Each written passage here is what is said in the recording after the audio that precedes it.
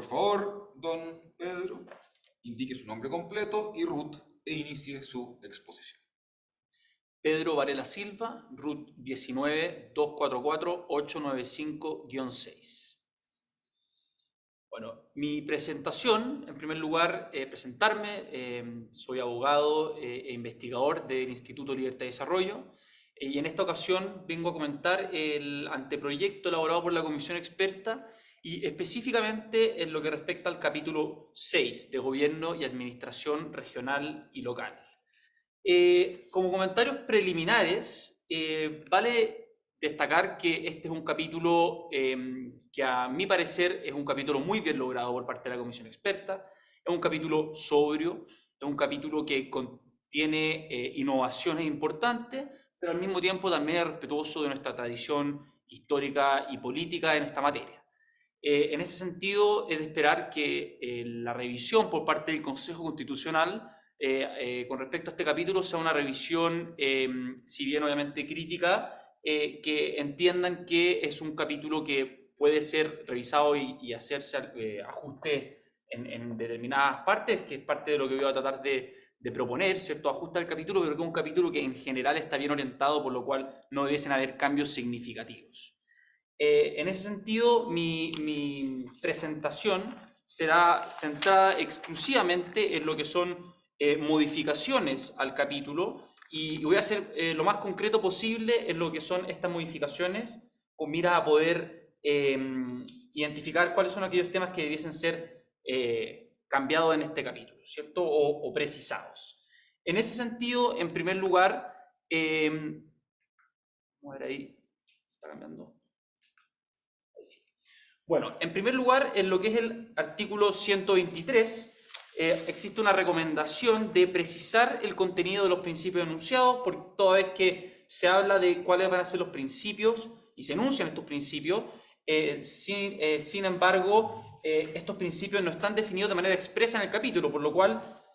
queda una indefinición en el fondo en cuál es el contenido de estos principios, por lo cual sería oportuno que exista una remisión expresa en este artículo y en este inciso segundo del artículo 123 a que se refiere a la definición de los principios que ha sido dada en el mismo capítulo sexto del anteproyecto. En segundo lugar, propongo eliminar el inciso sexto del artículo 123 por considerarlo que entra en mucho detalle para ser materia constitucional. Creo que a este respecto el inciso quinto cumple una función similar, toda vez que establece los criterios objetivos para crear nuevas entidades o regiones, comunas o provincias o para modificarlas, etcétera, y creo que el inciso sexto es muy redundante y debemos en este proceso, o en esta segunda etapa del proceso, apuntar a poder pulir el proyecto constitucional de manera de reducir su longitud y el nivel de detalles que se entra en este capítulo. En tercer lugar, propongo en el artículo 125 del anteproyecto, específicamente en el inciso tercero de este artículo, agregar una nueva frase a este inciso para precisar el alcance de la norma. ¿Por qué? Porque esta norma establece que la ley podrá establecer mecanismos para respetar y promover los derechos de los pueblos indígenas en las regiones y comunas, pero debe ser esto siempre respetando los derechos fundamentales establecidos en la Constitución de todo ciudadano, indígena o no. En este caso propongo agregar un inciso o una frase a ese inciso en donde se establezca expresamente que en ningún caso estos mecanismos podrán significar un detrimento en la situación de los demás habitantes de estas regiones o comunas, con su defecto establecer que siempre deberá ser con respeto a los derechos fundamentales reconocidos en la Constitución. En cuarto lugar, propongo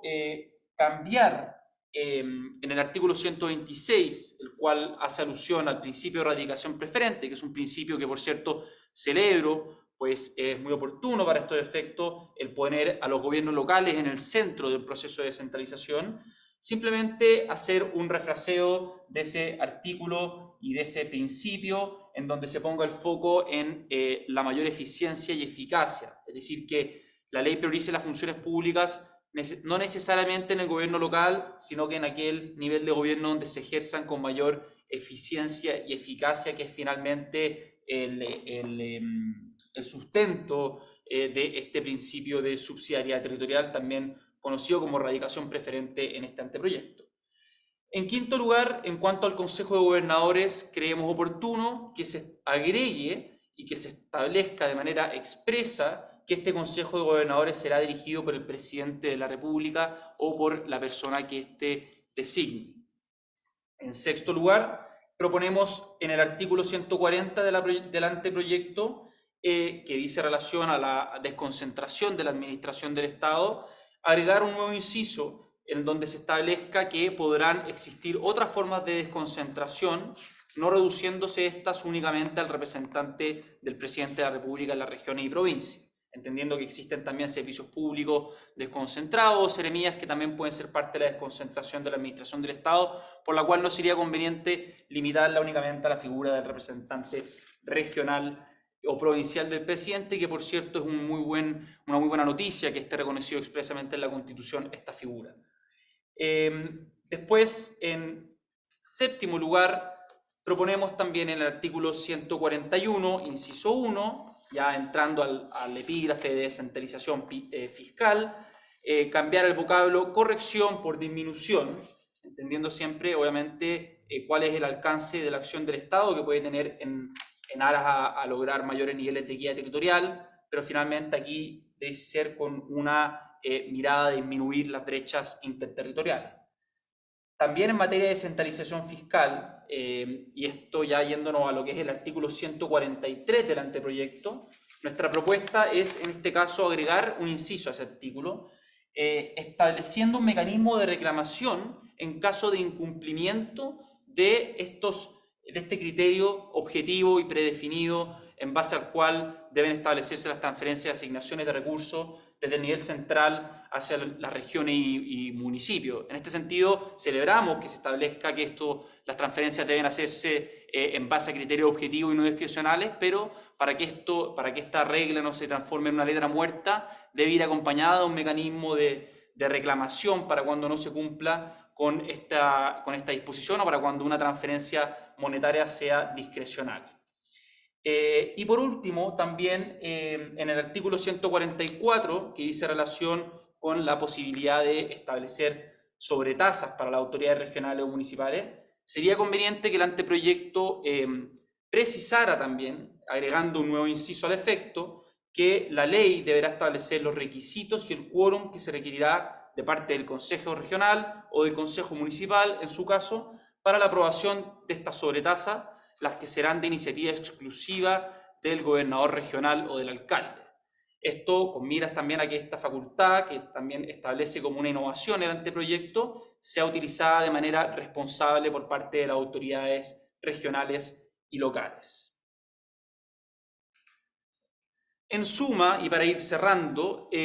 consideramos que este es un muy buen capítulo y constituye un avance significativo en descentralización por todas las materias que hemos enunciado, por establecer avances en materia de descentralización fiscal, por establecer principios ordenadores de la descentralización que son súper significativos, como lo son el de subsidiariedad territorial o radicación preferente, como son el de equidad territorial, el de responsabilidad fiscal, el de pertenencia territorial, entre otros. Y también celebramos que se establezcan criterios como no solo la responsabilidad fiscal, sino que criterios en materia fiscal como la no discrecionalidad de la transferencia de recursos por parte del nivel central al nivel local. Todas estas recomendaciones que hemos hecho en esta presentación es de esperar que puedan ser tomadas a consideración por la Comisión 1, que es la encargada de revisar estas materias, y siempre teniendo en consideración que obviamente esto es un engranaje que también conversa con otros capítulos, como el de Contraloría General, que es de esperar que en el capítulo también de Contraloría General puedan establecerse mecanismos de control efectivo a nivel regional, mediante las Contralorías regionales, para poder también, por ejemplo, ejercer control de legalidad o toma de razón de los actos regionales y municipales en un contexto en donde se le están dando mayores atribuciones, para así que estas atribuciones tengan un efectivo y adecuado contrapeso. Entonces, para ir cerrando, celebrar este capítulo, que es un capítulo que constituye un avance, y que sin lugar a duda es un capítulo habilitante, un capítulo que permite al legislador hacerse cargo en gran medida de los grandes desafíos que tenemos como país en materia de descentralización y que reconoce finalmente de que esto y de que avanzar en descentralización dependerá en gran medida de que el sistema político y en definitiva las leyes y las políticas públicas se hagan cargo de este problema y que la Constitución no puede resolverlo todo, pero que sin lugar a duda puede ser un muy buen primer paso. Muchas gracias por la oportunidad. Pedro, agradezco su presencia y participación en este acto significativo para el desarrollo de nuestra nueva Constitución.